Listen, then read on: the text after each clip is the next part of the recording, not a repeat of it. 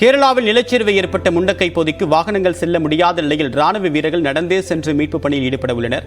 அந்த பகுதிக்கு நம்முடைய செய்தியாளர் ரகுவரனும் சென்று கொண்டிருக்கிறார். முண்டக்கை பகுதியில் தற்போது இருக்கக்கூடிய நிலை என்ன ரகுவரன்? எந்த அளவுக்கு சவாலாக இருக்கு இந்த மீட்பு பணி என்பது?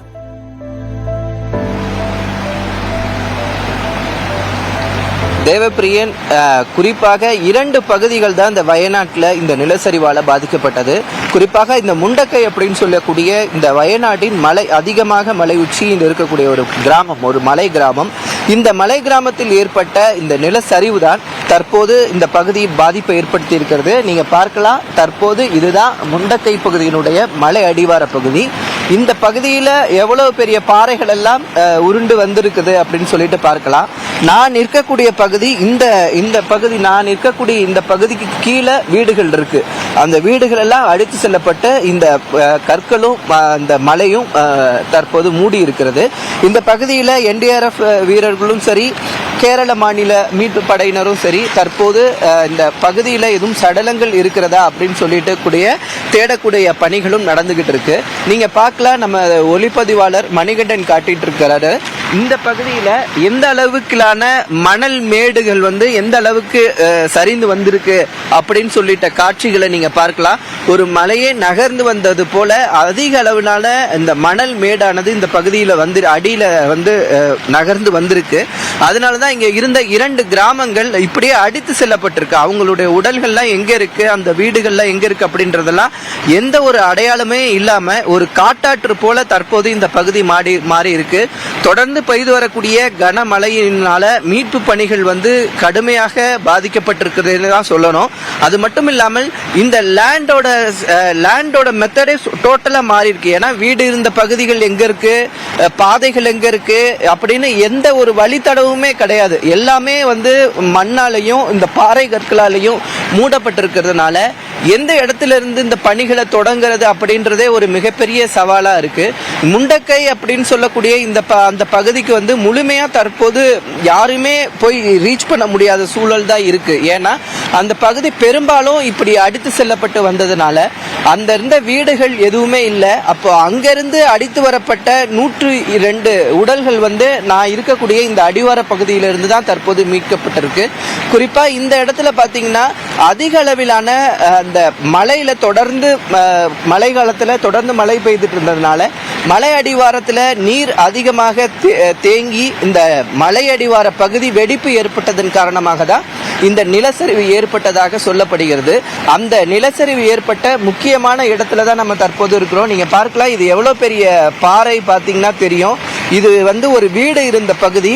அந்த வீடு இருந்த பகுதியில இவ்வளவு பெரிய பாறை அடித்து வரப்பட்டிருக்குன்னா அதனுடைய அது எவ்வளவு வேகத்துல அது வந்திருக்கும் அப்படின்றத நம்மளால யூகிக்க முடியும்.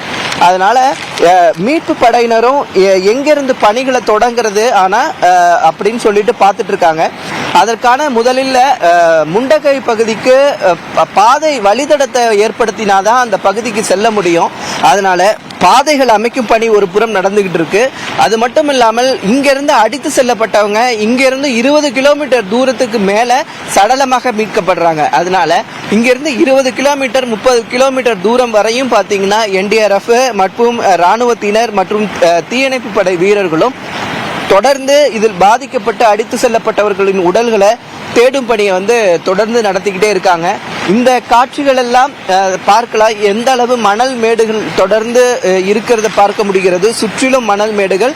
இந்த முண்டக்கை இந்த பகுதியில் ஏற்பட்ட நிலச்சரிவு தான் இந்த பெரும் வயநாட்டில் இவ்வளவு பெரிய பாதிப்புக்கு முக்கிய பகுதியாக இந்த பகுதி தான் இருந்தது.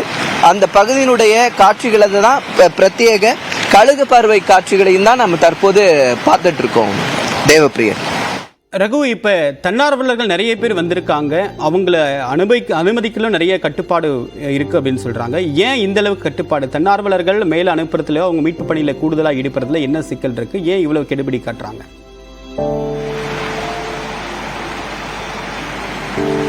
தேவப்பிரியன், இப்போ மீட்பு படையினர் இன்றைக்கு தான் 200க்கும் மேற்பட்ட மீட்பு படையினர் ராணுவத்தினர் முண்டகை பகுதிக்கு சென்றிருக்கிறாங்க. ஏன்னா இது அடர் வனப்பகுதி. நம்ம பார்க்கலாம், சுத்தி பார்த்தீங்கன்னா பெரிய மலைப்பகுதியா இருக்கும். இந்த அடர்ந்த வனப்பகுதி. இந்த வனப்பகுதிக்கு வரதுக்கே பார்த்தீங்கன்னா சாலை வசதியே பார்த்தீங்கன்னா ஒரு சின்ன சாலையாக தான் இருக்கு. ஒரு வாகனம் சென்று வரக்கூடிய அளவில் உள்ள சாலைகள் தான் இந்த இடத்துல இருக்கு. அப்போ நீங்க நிறைய வண்டிகள் இங்க வந்தது, ஏன்னா இங்க இருந்து மீட்கக்கூடியவங்களை அடைத்து சடலங்களை எடுத்துட்டு போறதுக்கு ஆம்புலன்ஸ்கள் வந்து தொடர்ந்து போயிட்டே இருக்கு. அதனால அது மட்டும் இல்லாம ராணுவத்தினுடைய வாகனங்கள் வருது, தற்காலிக பாலங்கள் அமைப்பதற்கான அதற்கான வாகனங்கள், ஜேசிபி வாகனங்கள். ஏன்னா இங்க ஃபுல்லா பாறை கற்களா இருக்கு.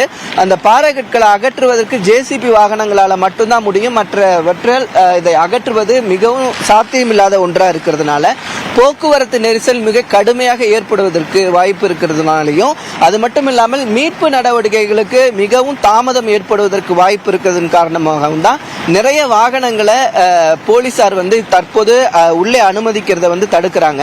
அது மட்டும் இல்லாமல் மீட்பு குழுவினரை வந்து அழைச்சிட்டு வரத்துக்கு தனி வாகனங்களும் ஏற்பட்டிருக்காங்க. ஏன்னா தனித்தனி வாகனங்களை ஒவ்வொருத்தவங்களா வரத்துக்கு அந்த அங்கீகரிக்கப்பட்ட நபர்கள் அந்த குறிப்பிட்ட வாகனங்கள் மூலமா வருவதன் மூலம் இவங்களுக்கு கணக்கும் தெரியும். ஏன்னா இந்த பகுதியில் வந்து மிகவும் நிலச்சரிவு ஏற்பட்ட பகுதியில நம்ம கால் வச்சாலே அந்த கால் வந்து ஒரு அடி அளவுக்கு கால் உள்ள போற அளவுக்கு புதக்குழி மாதிரி இருக்குது. அதனால ஒரு பாதுகாப்பு கருதியும் காவல்துறையினர் இந்த நடவடிக்கை எடுத்திருக்கா தெரிவிச்சிருக்கிறாங்க. தற்போது மற்றொரு புறம் நம்ம பார்த்துட்டு இருக்கக்கூடிய காட்சிகள் பார்த்தீங்கன்னா இந்த முண்டகை அடிவார பகுதியில் ஏற்பட்ட நிலச்சரிவு பகுதியினுடைய பிரத்யேக ட்ரோன் காட்சிகளை தான் நம்ம தற்போது பார்த்துட்டு இருக்கோம். நிலச்சரிவை எந்த அளவுக்கு மோசமான பாதிப்பை புவியியல் ரீதியாகவும் மக்களுடைய வாழ்விலும் ஏற்படுத்தியிருக்கு அப்படின்றதற்கு இந்த முண்டக்கல் பகுதியில் ஏற்பட்டிருக்கிற நிலச்சரிவு அப்படின்றது ஒரு மோசமான முன்னுதாரணம். தொலைத்தொடர்பு சேவை தொடங்கி சாலை மார்க்கமாக இருக்கக்கூடிய தொடர்பு எல்லாமே துண்டிக்கப்பட்டிருக்கு. மிக சவாலான நிலையில் நீங்களும் செய்தி சேகரிச்சுட்டு இருக்கீங்க. உங்களுடைய கள தகவலுக்கு நன்றி. நீங்களும் பாதுகாப்பாக இருங்க. அடுத்த கட்ட தகவலுக்கு தொடர்பு கொள்றோம்.